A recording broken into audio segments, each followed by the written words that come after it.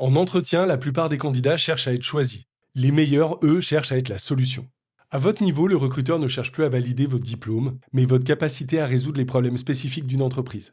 L'entretien n'est pas un examen, c'est une étude de compatibilité stratégique. Si ce sujet vous intéresse, je poste chaque mercredi des vidéos de conseils très opérationnels qui vous permettront d'optimiser votre employabilité.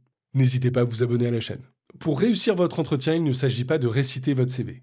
Vous devez transformer vos expériences en études de cas concrètes. J'ai reçu récemment un profil très expérimenté pour un poste de direction commerciale.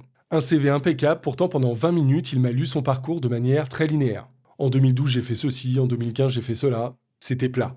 À chaque question, il répondait par une généralité. Je sais gérer la pression ou j'optimise les coûts.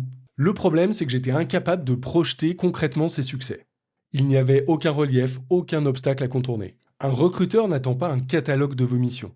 Il attend le récit de vos victoires. Sans relief, malheureusement, vous restez interchangeable. Comment parler de ces zones d'ombre pour renforcer sa crédibilité ? Un professionnel qui assume ses zones d'ombre est plus rassurant qu'un exécutant docile. J'interrogeais une responsable marketing sur ses plus grandes fiertés. Elle m'a raconté comment elle s'était opposée fermement au lancement d'un produit que son PDG lui-même portait personnellement. Elle m'explique durant la réunion que tout le monde baissait le regard par peur, mais elle a posé les chiffres et la réalité c'est que le marché n'était pas prêt. Le risque de donner ce genre d'informations est de créer une ambiance, peut-être pas glaciale, mais en tout cas relativement froide. Mais la réalité, c'est qu'elle n'a pas seulement sauvé l'entreprise d'un investissement à perte, elle a surtout gagné la confiance absolue de son dirigeant, qui ensuite ne prenait plus une décision en rapport avec le marketing sans son aval. Conclusion, en entretien, prouvez que vous êtes une sentinelle stratégique. Le recruteur se dira, c'est la personne qu'il me faut pour sécuriser mes décisions.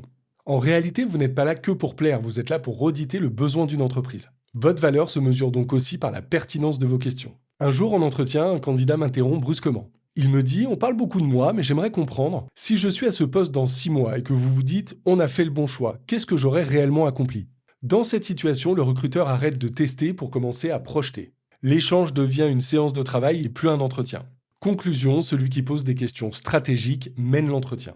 Il faut aussi savoir adapter son discours en fonction de la personne à qui on s'adresse. On n'apporte pas la même réponse à un DRH qu'à un manager opérationnel. Conseil, décoder les répétitions. Si un interlocuteur revient 3 fois sur le sujet de l'ambiance de l'équipe, c'est que la douleur de l'entreprise est là. Ne survolez pas le sujet, plongez dedans. Après l'entretien, vous allez sans doute envoyer un email de remerciement ou de suivi. Cet email ne doit pas être un simple merci.